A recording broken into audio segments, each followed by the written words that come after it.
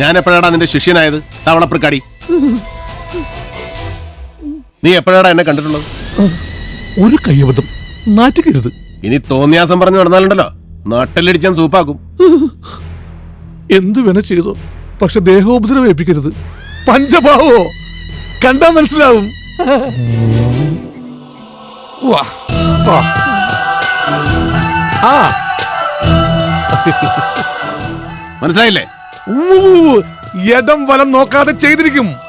ആ ശരിയാടാ, ശ്രാങ്ക് മായാവിയുടെ ആശാൻ തന്നെയാ. പിന്നെ ഞാനെന്തിനാ ആശാനെന്നും പറഞ്ഞ് നടക്കുന്നത്? ഇനി ഒന്നുകൊണ്ട് വിഷമിക്കണ്ട, ഇവിടുത്തെ കാര്യം ഞാൻ ഏറ്റു. ശരി, ഞാനല്ലേ പറയുന്നത്. നിനക്ക് ഈ ആശാന വിശ്വാസമില്ലേ? എന്നാലും ഞാൻ പഠിപ്പിച്ചതൊന്നും നീ മറന്നില്ലല്ലോ. അത് മതി. ഈ ഗുരുവിന് തിരുപ്പതിയായടാ, തിരുപ്പതിയായി. പിന്നെ ഒരു ഗൗരവമുള്ള ജോലി നിന്നെ ഞാൻ ഏൽപ്പിക്കുകയാണ്. കണ്ണൂരിലെ നമ്മുടെ കളരിയിൽ നിന്ന് ആ പഴയ രഹസ്യ ആയുധപ്പെട്ടി ഒന്നും എത്തിക്കണം. പകല് വേണ്ട, രാത്രി മതി.